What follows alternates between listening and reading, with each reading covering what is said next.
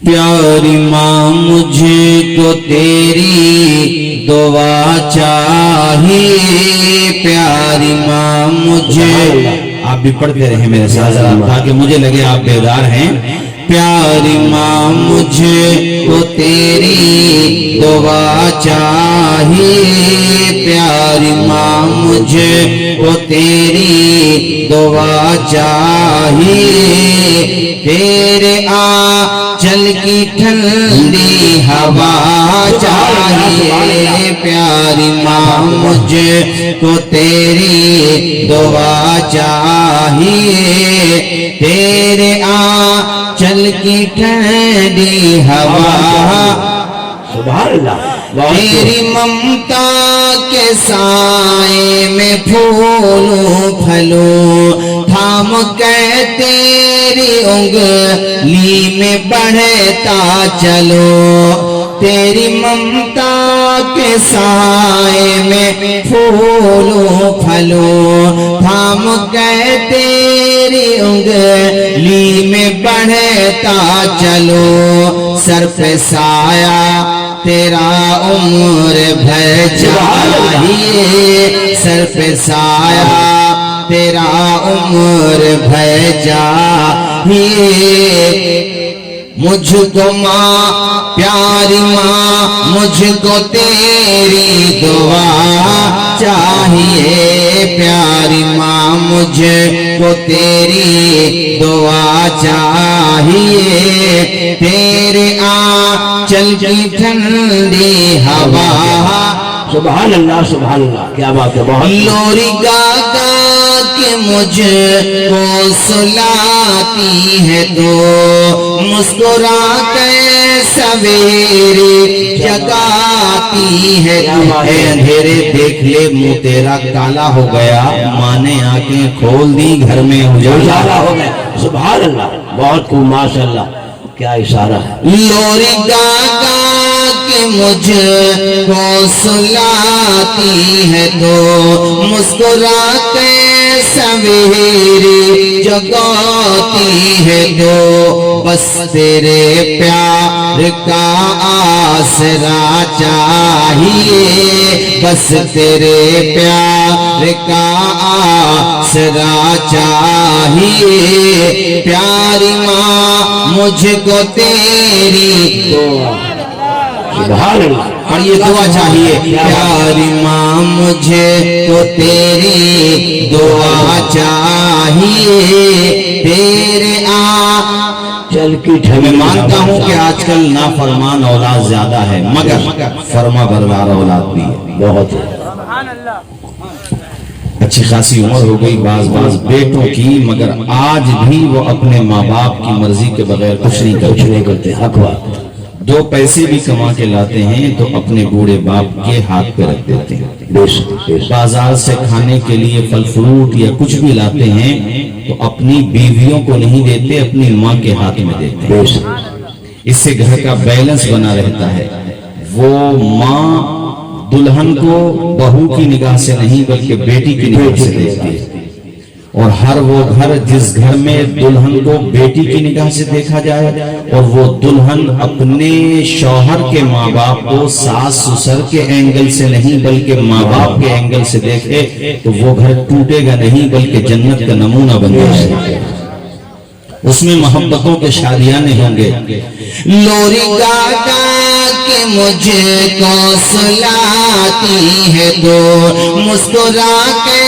سویرے جگاتی ہے تو، مجھ کو اس کے سوا اور کیا چاہیے، مجھ کو اس کے، میں چاہتا ہوں پورا مجمع پڑھے تاکہ مجھے لگے کہ ماشاءاللہ ماں سے سب محبت کرتے ہیں، مجھ کو اس کے سوا اور کیا چاہیے، پیاری ماں مجھ کو تیری دعا چاہیے، پیاری ماں مجھ کو تیری دعا چاہیے، تیرے آنچل کی ٹھنڈی ہوا چاہیے، تیری خدمت سے دنیا میں عزت میری، حق بات ہے، حق عزت بھی اسی کو ملتی ہے جسے ماں باپ کی خدمت ملتی ہے۔ بے شک حق بات ہے، جو ماں باپ کی خدمت نہیں کرتے تو وہ رسوا رہتے ہیں، ذلیل ہیں۔ ذلیل و خوار ہوتے ہیں۔ اس گھر کے کسی کام میں برکت نہیں ہوتی جس گھر میں بھی ماں باپ کی خدمت نہیں خدمت ہوتی۔ نہیں، حق بات۔ تیری خدمت سے دنیا میں عزت میری، تیرے قدموں کے نیچے ہے جنت میری، بس تیرے پیار کا آسرا چاہیے، بس تیرے پیار کا آسرا چاہیے، پیار ماں مجھ کو تیری دعا چاہیے، بس تیرے پیار کا آسرا چاہیے، پڑھیں پیاری ماں مجھ کو تیری دعا چاہیے۔ ایک مرتبہ پڑھیں سارے لوگ کلمہ شریف لا لا الہ الا اللہ محمد رسول اللہ صلی اللہ علیہ وسلم۔ السلام علیکم یا رسول اللہ۔ ہمارے عزیز مولانا رفیع محمد رفیع صاحب قبلہ مصباحی نے بہت اچھا خطاب کیا شادی کے حوالے سے، میں بھی اسی سلسلے میں چند باتیں آپ سے کہوں گا۔ نمبر 1 پہ تو میں آپ سے یہ عرض کروں گا کہ کل جب بارات جائے آپ کی تو آپ کو جو کام کرنا ہے وہ یہ کہ سر پہ امامہ سجانا ہے انشاءاللہ۔ بارات جا کہاں رہی ہے؟ ٹوٹا برائی، کوٹا برائی۔ اچھا ہمارے سنبل سے گزرو گے نا؟ تاکہ وہاں والے بھی جب بارات دیکھیں چندوئی سے بارات آئی ہے، نئے رنگ ڈھنگ میں آئی ہے، کوئی گانے باجے والا نظر نہیں آتا، کوئی جھومنے والا نظر نہیں آتا، بلکہ مصطفیٰ کی محبت میں لب چومنے والے نظر آ رہے ہیں۔ سبحان اللہ، کیا بات ہے۔ کتنی پیاری بارات چندوئی سے آئی ہے، جو ساتھ میں نہ گاجے نہ باجے نہ ڈی جے نہ جناب والا ریچوں کی طرح ناچنے والے نہ ٹھمکے لگانے والے، یہ کتنے پیارے انداز میں آئے ہیں، سر پہ امامہ سجانے والے، دولہے کے سر پہ بھی امامہ، دولہے کے بہنوئی کے سر پہ بھی امامہ، رشتہ داروں کے سر پہ امامہ۔ سبحان اللہ، امامے کی سنت لے کر کے جاؤ تاکہ اسے رواج مل جائے، لوگوں کو پتا چلے یہ بارات عام لوگوں کی بارات نہیں ہے، مدینے کے تاجدار کے غلاموں کی بارات۔ نعرہ تکبیر، نعرہ رسالت، مسلک اعلی حضرت، جشن سعدی خانہ آبادی، سرزمین چندوئی، مولانا توصیف رضا صاحب مصباحی، نعرہ تکبیر۔ سبحان اللہ، سبحان اللہ۔ میں نے دیکھی ایسی باراتیں، سبحان اللہ، وہ چہرے پہ رونق آتی ہے امامہ لگانے سے، برکت آتی ہے امامہ لگانے سے، سیفٹی بھی ہوتی ہے امامہ لگانے سے، مئی جون کی گرمی میں تمہارے سر کو بچائے گی دھوپ سے۔ سبحان اللہ، نبی کی یہ سنت سبحان اللہ، سبحان اللہ۔ لگا کر کے جانا امامہ عزیزم سے، میں کہہ رہا ہوں ہمارے عزیزم محمد عارف راغب، عزیزم محمد راغب سے بھی کہہ رہا ہوں امامہ باندھ کے جانا، اپنے امام صاحب سے بندھوا لینا۔ اے میرے ساتھیوں، نبی کی سنتوں کو عام کرو، سنت کا موقع ہے تو سنتیں پھیلنا چاہیے نا۔ اور دوسری بات میں آپ سے یہ کہوں گا، جب سر پہ تمہارے جب آپ کے ماتھے پہ سیرا سجایا جائے تو سیرا پھولوں کا ہونا چاہیے، چونکہ پھولوں کا سیرا مباح فرض واجب نہیں، ناجائز و بدعت بھی نہیں ہے، باندھ سکتے ہو کوئی بات نہیں ہے، بدعت سے مراد بدعت سیاح نہیں ہے، مباح ہے، باندھ سکتے ہو کوئی پرابلم نہیں، مگر وہ سیرا جو ہے جناب والا پھولوں کا ہونا چاہیے۔ اور جناب والا میں ایک بات اور کہوں گا، وہاں پہ بے پردگی کا مظاہرہ بالکل نہیں ہو، نبی کی سنت ہے تو سنت کا رنگ بھی نظر آنا چاہیے، ڈھنگ بھی نظر آنا چاہیے، تاکہ دیکھنے والے یہ کہیں، مسکرا کر کے کہیں، جب غلام کی شادی اتنی پیاری ہے تو نبیوں کے امام کی شادی کتنی پیاری ہو۔ سبحان اللہ، سبحان اللہ، کیا بات ہے، بہت بہت اللہ اکبر، یا رسول اللہ، یا رسول اللہ، زندہ باد، زندہ باد۔ اور مولانا رفیع صاحب اعلیٰ حضرت مولانا رفیع صاحب نا مرولی سے بڑے دنوں بعد ملے ماشاءاللہ، قاری محشر صاحب بڑے دنوں بعد ملاقات ہوئی، مگر محبت کی بات ہوتی ہے، دیکھو ملاقات ہوئی ماشاءاللہ۔ حضرات بھائی جان، ایک مشورہ اور، جن کی ہو گئی ان کی تو ہو گئی، ہو گئی، وہ تو گئی، وہ نہ ہو گئی،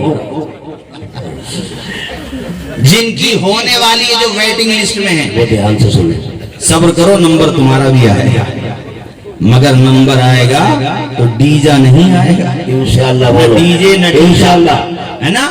اگر ہوگا تو نبی کا نہیں بولو تو زور سے نبی کا جلسہ ہوگا، حضور کا ذکر ہوگا، حضور کے غلاموں کا ذکر ہوگا.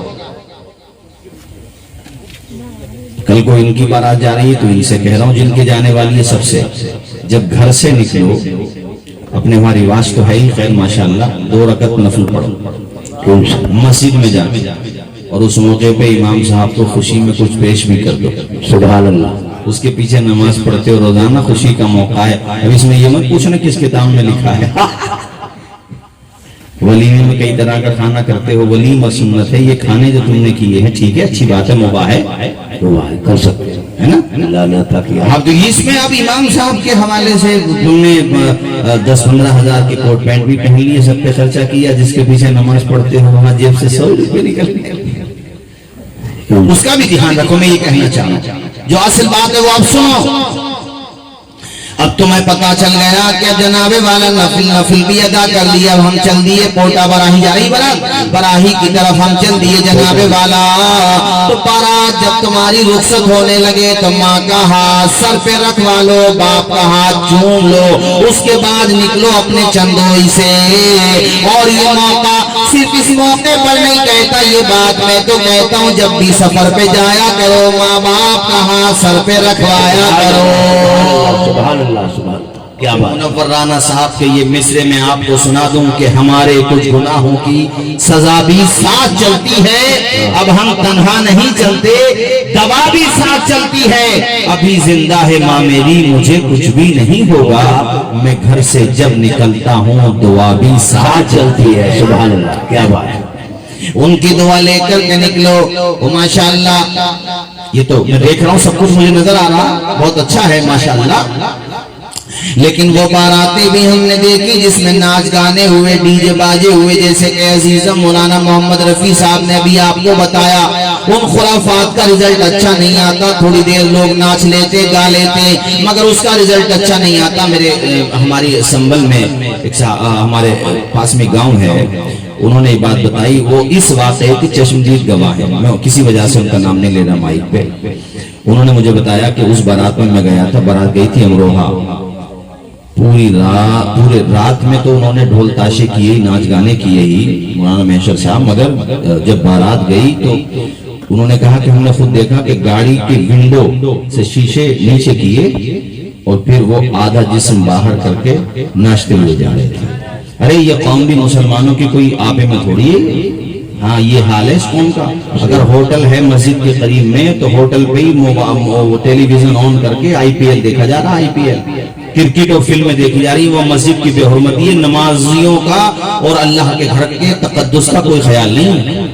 دوسرے دھرم کا اگر یہ کام کرے دنگا ہو جائے، بلوا ہو جائے. ارے جب تم خود ہی اپنی مسجدوں کی عزت نہیں کر رہے ہو تو دوسرا کیوں عزت کرے گا تمہاری مسجدوں کی؟ یہ بتاؤ مجھے تم.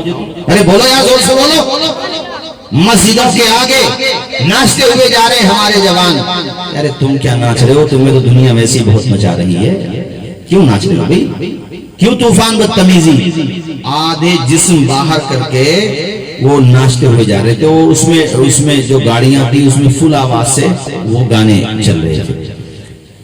کہتے ہیں کہ جب وہ بارات شام میں واپس آئی تو چشمدید گواہ ہیں اس واقعے کہ انہوں نے مجھے بتایا، میں وہ راوی ہیں، مشتقی بات انہوں نے پہنچائی.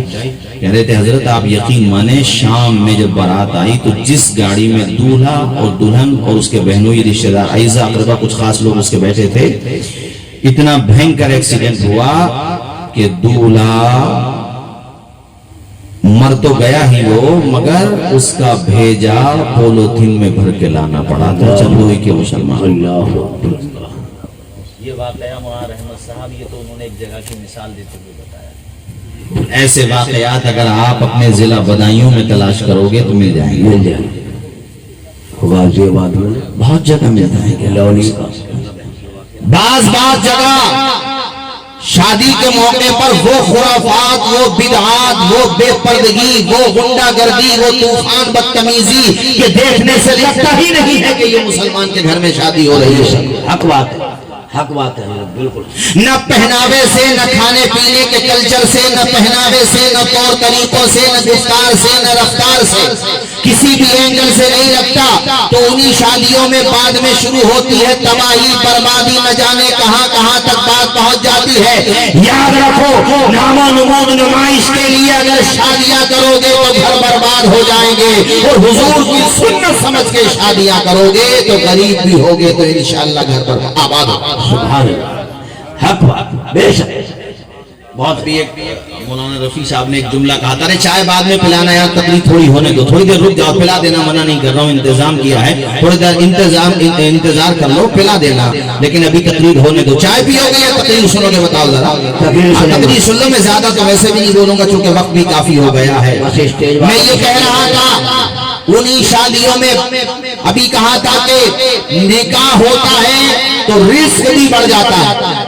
نکاح ہوتا ہے تو رزق بھی بڑھ جاتا ایک ہے. حدیث شریف میں نے پڑھی، حضور فرماتے ہیں نکاح کے ذریعے رزق تلاش کر. ہائے ہائے کیا بات ہے. بھائی جان ایک بات بتاؤ آپ مجھے، ابھی تک اکیلا تھا، بیوی کا بھی خرچہ بڑھ گیا، سسرال والے آئیں گے ان کا بھی خرچہ بڑھ گیا، بیوی کے پہناوے کا خرچہ، کھانے پینے کا خرچہ، حرج مرج کا خرچہ، یہ کتنے خرچے بڑھ گئے. مگر حضور کی حدیث کہتی ہے نکاح کرو رزق میں، مطلب اس کا مفہوم یہ نکلتا ہے نکاح کرو رزق، نکاح کے ذریعے رزق تلاش کرو، مطلب نکاح کرو رزق پاؤ. یہ کیا مطلب ہو گیا؟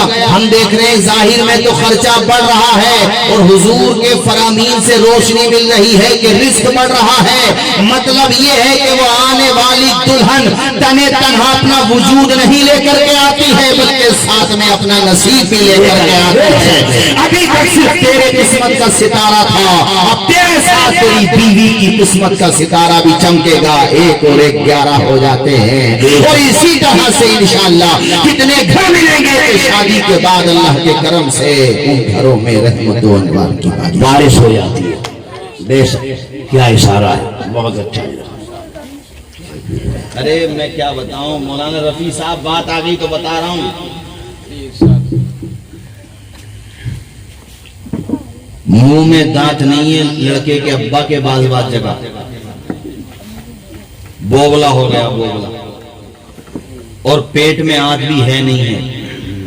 چپ کوئی ہوگی. مگر امام صاحب سے آنکھیں پھیر رہا تھا چونکہ امام صاحب نے سمجھایا کہ یار کئی دن سے ڈیجے بج رہے ہوئے تمہارے گھر، حضور کی سنت ادا ہو رہی ہے، تماشا نہ بناؤ حضور کی سنت کا. تو منہ ٹیڑھا کر کے کہہ رہا تھا ارے یہی تو دن آتے ہیں ہوش نکالنے کے. ارے بڈھے ہوش وہ آنے والی نکال دے گی تیرا ہوش. بتاؤ میری بات غلط ہو تو. اور ایسے لوگ وہ ہوتے ہیں کہ یہی لوگ بیٹی والوں کی طرف سے اگر ذرا سی کمی رہ جائے کھانے میں، مہمان نوازی میں، تو یہ نہیں کہ ان سے براہ راست اپنی شکایت کر لیں، بیٹھکوں پہ شکایت کرے گا، بیٹھکوں 4 آدمیوں میں شکایت کرے گا. اس کا نتیجہ کیا نکلتا ہے؟ وہ جو آئی ہے نا دلہن، اس نے اپنے باپ کو روتے ہوئے دیکھا ہے، وہ تیری خدمت کس دل سے کرے گی بھئی؟ یہ بات تو یہ کہتا ہمیں ہمارے بیٹے کو دلہن دے دو بس، باقی کوئی باپ کمی کہاں کرتا ہے. یار باپ تو یہ چاہتا ہے میرا وجود بھی بک جائے مگر میرے بچیوں کا گھر آباد ہو. کیا بات ہے. یہی وجہ ہے کتنے گھر ہیں کہ وہاں زمینیں بیچتے، پلاٹ بیچ دیتے ہیں اپنے بچوں کی شادیوں کے لیے، پھر بھی تمہاری حوث کی کھوپڑی نہیں بھرتی. میں تو صاف کہتا ہوں نکاح کو آسان کرو، جتنا آسان نکاح کرو سماج اتنا ہی سکون میں رہے گا. ارے اندھیرے کا فائدہ. کلمہ شریف پڑھیں لا الہ الا اللہ محمد الرسول اللہ. ہماری کتنی بیٹیاں ہیں سبحان اللہ، دلہن بن کے جب وہ سسرال جاتی ہیں صبر کا مظاہرہ کرتی ہیں، پریشانیاں اٹھاتی ہیں، مگر اپنے میکے میں آ کر کے نہیں کہتی. ان نتیجہ یہ نکلتا ہے ان کا بگڑتا گھر بن جاتا ہے، ان کا ٹوٹتا ہوا آشیانہ آباد ہو جاتا ہے. اسی طرح سے میں لڑکوں سے بھی کہتا ہوں اگر تمہاری بیوی کی طرف سے، بیوی کے گھر والوں کی طرف سے کوئی بات مزاج کے خلاف ہو جائے تو صبر کر لو.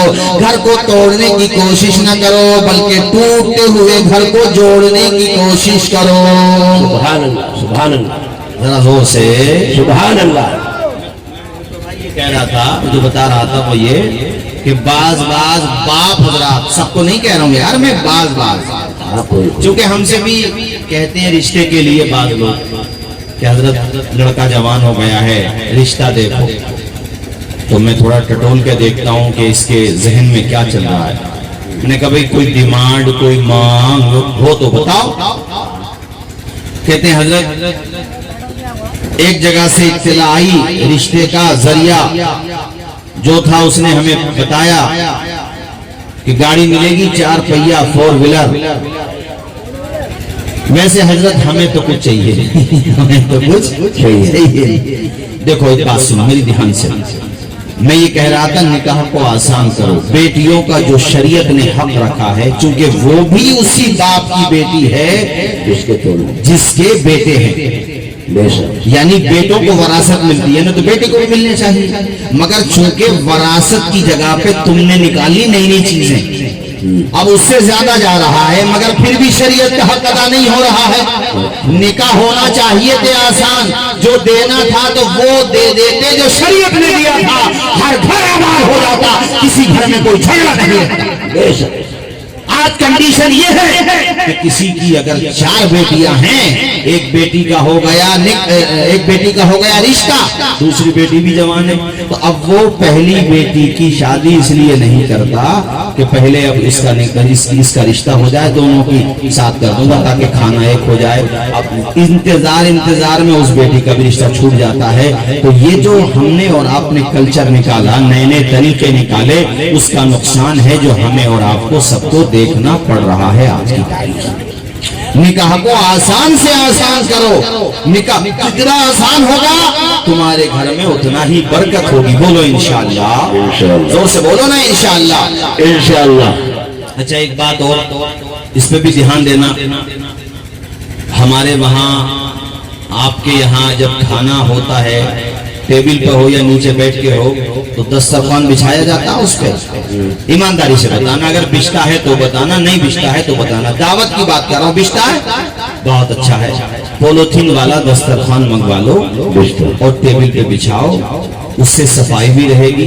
صفائی جو ہے یہ ایمان کی علامت ہے، اس سے خوبصورتی بڑھتی ہے. تو صفائی ستھرائی، اور کھانا کھاتے وقت، تناول کرتے وقت اگر کوئی روٹی کا ٹکڑا یا چاول کا دانہ کوئی اس پہ گر جائے دسترخوان پہ، تو اسے اٹھا کے کھانے میں اپنی توہین نہ سمجھو. یہ ہمارے نبی کی سنت ہے، سبحان اللہ. اور اس سے رزق خوش بھی ہوتا ہے. وہ چاول کا دانہ، رزق کا دانہ، اللہ کی بارگاہ میں دعا کرتا ہے، مالک اس نے مجھے عزت دی ہے، تو اسے جنت عطا فرما دے. اور کیا پتا آپ کے ہاتھ سے وہی حصہ گرا ہو رزق کا جس میں شفا زیادہ ہے، اس لیے اس کو اٹھا لو نا. اچھا اس سے سامنے والے کے کھانے میں فضول خرچی بھی نہیں ہوگی. ہم نے دیکھا ہے کہ اپنے گھر ٹھنڈی روٹی کھا لے گا جناب والا، لیکن اس کے وہاں پر گرم روٹی چاہیے. ذرا سی ٹھنڈی روٹی ہو گئی، ذرا سا کھانا کو ٹھنڈا کیا ہو گیا، تو وہ ٹیبل کے نیچے کو چلا جاتا ہے. ٹیبل کے کھانے کا جہاں فائدہ ہے وہاں یہ سب سے بڑا نقصان ہے کہ کسی کو پتا بھی نہیں چلتا اور وہ کھانا خراب کر دیتا. ایسا بالکل مت کیا کرو، بلکہ رزق کی عزت کیا کرو، رزق کا احترام کیا کرو. اے میرے بھائیوں، اپنی شادیوں کو سنت کے سانچے میں ڈالو. اللہ اللہ، آپ یہ تصور کرو کہ دینے والا اللہ ہے، وہی عطا فرماتا، اسی کے دینے سے گھر میں برکت ہوتی ہے. اگر سامنے والا ہمارا سمجھی ہمیں پوری جائیداد بھی دے دے، سب کچھ دے دے، مگر نصیب ہمارے بیٹے کا کھوٹا ہے، تو بیچ کر کے کھا جائے گا، کچھ بھی حاصل نہیں کر پائے گا.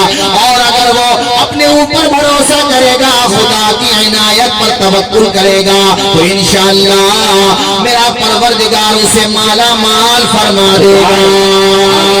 سبحان اللہ، سبحان اللہ، بہت حق، سبحان اللہ. کیا فرما دے گا؟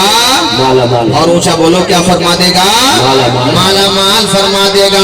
ایسے بچے تمہیں مل جائیں گے، ایسے نوجوان مل جائیں گے. جب شادی ہوئی تھی تو گھر میں کچھ نہیں تھا، مگر دلہن آئی تو ترقی کرتے چلے گئے ان کے گھر میں. اور میں بیویوں سے بھی کہتا ہوں، جہاں تک میری آواز جا رہی ہے، اپنے شوہر کو تنگ نہ کرو، اپنی ڈیمانڈوں میں اضافہ نہ کرو، اپنی مانگوں میں زیادتی نہ کرو، بلکہ اس کی جتنی آمدنی ہے اتنا ہی خرچہ کیا کرو. تم اس کے अपने शौहर के घर को अपना घर समझो। अल्लाह ताला ने तुम्हें बीवी बनाया है तो अपने शौहर का हक पहचानो। इसी तरह से मर्दों से कहता हूँ, अल्लाह पाक ने तुम्हें मर्द बनाया, शौहर बनाया, तो इसका मतलब ये नहीं कि तुम उनको मारो पीटो, जरा जरा सी बातों पे तकलीफ पहुंचाओ, नहीं नहीं, बल्कि अल्लाह ताला ने औरत को बाईं पसली से पैदा किया। इसमें हिकमत यही है कि अल्लाह ताला ने औरत को ना पाँव की हड्डी से बनाया, न सर की हड्डी से बनाया, इसलिए कि पाँव की हड्डी से बनाता तो कोई ये समझ सकता था कि औरत पाँव में रखने की चीजें पाँव यानी उसका मकाम गिर जाता, और अगर सर की हड्डी से बनाया जाता तो औरत को सर पे बिठा लिया जाता। अल्लाह ताला ने बाईं पसली से बनाया, बाईं पसली दिल के करीब होती है, इशारा इस तरफ है कि औरत न सर पे बिठाने की चीज है, न पाँव से रौंदने की चीज है, तुम्हारी बीवी तुम्हारे सीने से लगाने। अभी मौलाना रफी साहब आपने बड़ी अच्छी बात कही वो कि जिन शादियों में खुराफात होती हैं तो बाद में पता चलता है कि अब वो देख रहे हैं मौलाना मोहम्मद रफ़ी साहब को, अपने इमाम साहब को, मौलाना महशर साहब को कि हजरत क्या करें। पहले तो बीवी कहना न मानती थी लड़के की, अब तो लड़का भी आंखें दिखाने लगा है, कुछ ऐसा कर दो कम से कम बेटा तो वापस आ जाए। तो इमाम साहब भी जले भुने बैठे थे, चूंकि दावत इनकी भी नहीं थी शादी वाले दिन। इनको ना मंढे में मंढा बोलते, क्या बोलते हैं उसे, मेंढा बोलते हैं यार, क्या कहते हैं, मंढा है, मंढा। अच्छा मुझे यार तलफ़ुज़ में थोड़ा डाउट हो रहा है, इसलिए भी मैंने कारी साहब सही करा लिया, मैंने एक जगह मेंढा बोल दिया। अच्छा निकला कहाँ से है ये? अच्छा है सब जगह, हमारे वहाँ पर भी है, जबकि होना चाहिए वलीमा। अभी मौलाना रफ़ी साहब ने जोर दिया ना, वलीमे तो होना चाहिए, कोई निकाह हो थोड़ी गए रोटी शुरू कर दी तो हमने, बारातें वापस भी तो आ जाती हैं कई जगह, इसलिए वलीमा करो मियाँ, जो सुन्नत है उसको जिंदा करो। अरे जो काम आज हो रहा है वो शादी के बाद भी तो हो सकता है। मैं सिर्फ यही की बात नहीं कर रहा हूँ, ये कल्चर हर जगह फरोग पा रहा है, ये रिवाज हर जगह फैल रहा है। तो इमाम साहब भी जले भुने बैठे थे, चूंकि खुशी के मौके पर उनकी भी दावत नहीं थी। इमाम साहब ने कहा क्या कह रहे थे बड़े मियाँ, बड़े नाच रहे थे, निकाह वाले दिन तो तुम भी ठुमके लगा रहे थे, अरे तुम भी तो बिल्कुल उस दिन जवानी के रंग में नजर आ रहे थे, तुम्हें किसी ने समझाया, तुम किसी की कहाँ सुन रहे थे, अब क्या कह रहे हो? कहा मौलाना उस दिन की तो गलती की माफी चाहते हैं, मगर कोई तावीज ऐसा कर दो कि बेटा हमारे कंट्रोल में आ जाए।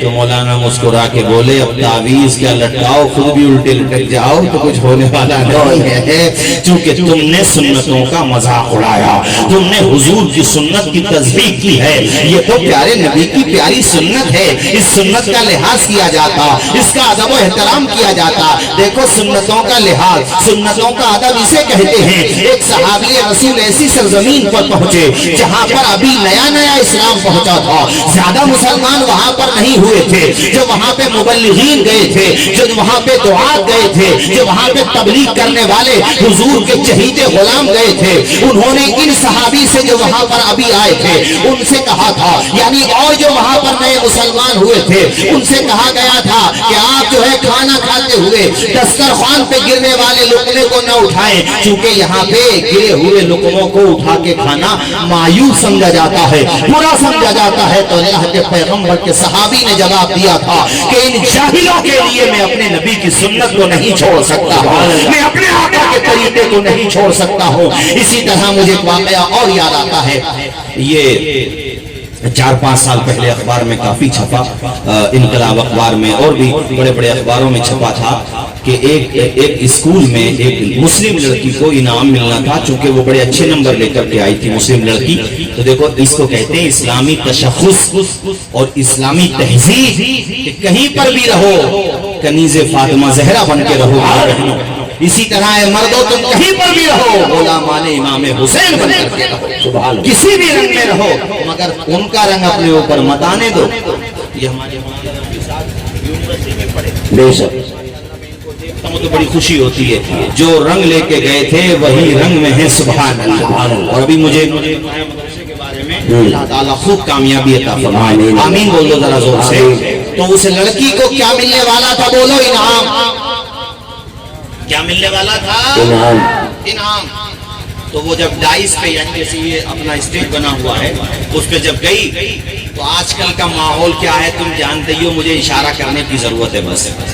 اس سے کہا گیا انعام تمہیں تب ملے گا جب چہرے سے نقاب ہٹاؤ گی اور سر سے حجاب ہٹاؤ گی. ہاں 4-5 سال پرانی بات ہے. میں نے کئی تقریروں بیان کی، آپ نے سنی ہوگی میری تقریروں میں. تو اس لڑکی کا جواب سنو. اس لڑکی نے، اس کنیز فاطمہ زہرا نے، اس قوم کی بیٹی نے پوری قوم کا سر فخر سے بلند کر دیا اور اس نے جواب دیا، سر تمہارے چند ٹکوں کے انعام کے لیے میں فاطمہ زہرا کی سنت کو نہیں چھوڑ سکتی. میں فاطمہ زہرا کی سنت کو فراموش نہیں کر سکتی. گویا کہ قوم کی اس بیٹی نے یہ ثابت کر دیا. ہم سب کی طرف سے اس نے اعلان کر دیا کہ بلبل سے بہرحال نشے من نہ چھٹے گا، باقی تپا کے خوف سے گلشن نہ چھٹے گا. ماحول گر سے اپنے موافق یہ نہیں ہے پر یا رسول اللہ آپ کا دامن نہ چھٹے. سبحان اللہ سبحان اللہ سبحان اللہ. اس کو کہتے ہیں ایمان کی طاقت. تم بھی یہی ذہن بنا لو. بناؤ گے نہیں بناؤ گے؟ انشاءاللہ بولتے کو نہیں ہے یار. اچھا کل بھی میں ایک شادی کے پروگرام میں تھا تو تقریر کرتے کرتے ایک بات میرے دماغ میں آئی. سنا دوں آپ کو بھی سنا دوں. ارے بھائی کیا نام ہے تمہارا جن کی بارات جا رہی ہے، کیا نام ہے ان کا؟ راغب. ادھر دیکھو ہماری طرف. آپ کے ہاں ماشاءاللہ. میں یہ کہہ رہا تھا راغب سنو میرے دوست، ہمارے عزیزم محمد یہ برابر میں کیا بیٹھے اسماعیل وسیم، ہاں نام ذہن سے نکل جاتا ہے. یہ لڑکا بڑی محبت رکھتا ہے ہم سے ماشاءاللہ، فون بھی کرتا رہتا ہے. اچھا چندوئی سے اسلام نگر سے ہمارا بڑا پرانا رشتہ ہے. گھر سے آتا ہوں لشکر پور ہویا، ایسا لگتا ہے جیسے ایک سکندر پور سے دوسرے سکندر پور جا رہا. بڑی محبت کرتے ہیں علاقے کے لوگ. ابھی یہ زیادہ نہیں آ پاتا تھوڑی مصروفیت کی وجہ سے، مگر یار دل میں تو رہتے ہو آپ ہمارے. یہ رشتہ محبت کچھ اس طرح نبھے گا، کچھ ہم قدم بڑھائیں گے کچھ تم قدم بڑھاؤ انشاءاللہ. ایسے ہی رشتہ یہ محبت کا نبھتا رہے گا. ہمارے پاس پڑھتے تھے مولانا رفیع صاحب، مولانا نور محمد صاحب یہ سنبل میں، تو انہی کے ذریعے ہم قاری نظام الدین صاحب کے مدرسے میں آئے تھے. اور پھر آپ کے پورے علاقے میں بہت میرے خیال سے 4-5 سال سے یہ آنا جانا ہے.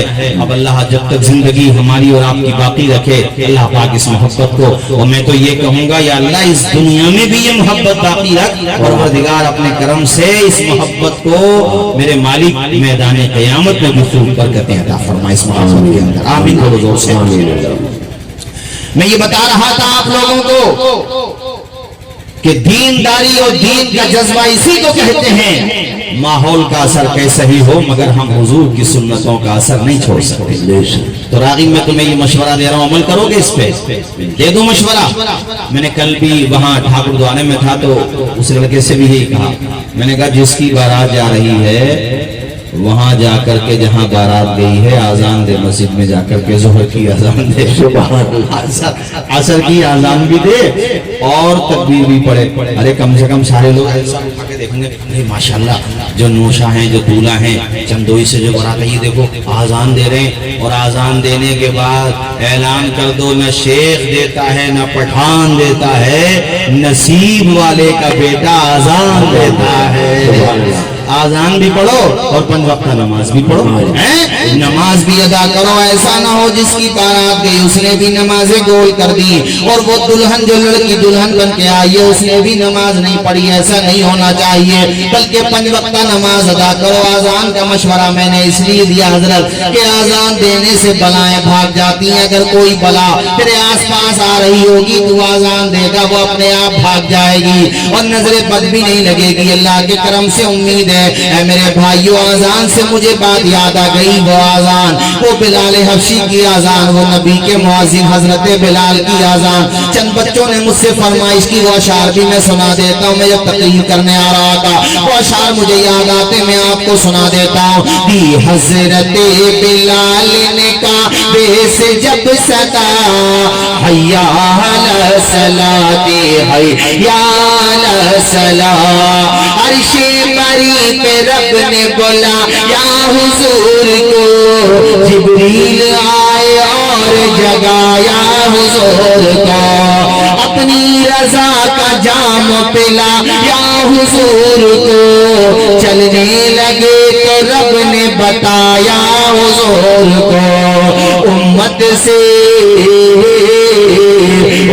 سے جا کے کہنا یہی تحفہ ہے ملا، حیا پڑھے سارے لوگ پڑھے، حیا اونچا پڑھے تاکہ مجھے بھی آواز آئے، حیا علی الصلاۃ، حیا علی الصلاۃ۔ اچھا مجمع ہے چندوئی کا ماشاءاللہ، سارے لوگ جھوم کے پڑھے، حیا علی الصلاۃ، حیا علی الصلاۃ، اسلام کے علم کو اٹھا یا حسین، علم مطلب جھنڈا، اسلام کے علم کو اٹھا یا حسین نے، باطل کے آگے سر نہ جھکایا حسین نے، اسلام کے، دیکھو کتنے لوگ پڑھتے ہیں، اسلام کے علم کو آیا حسین، باطل کے آگے سر نہ جھکا، حسین کیا چیز ہے نماز بتا یا حسین نے، سجدے میں اپنے سر کو کٹایا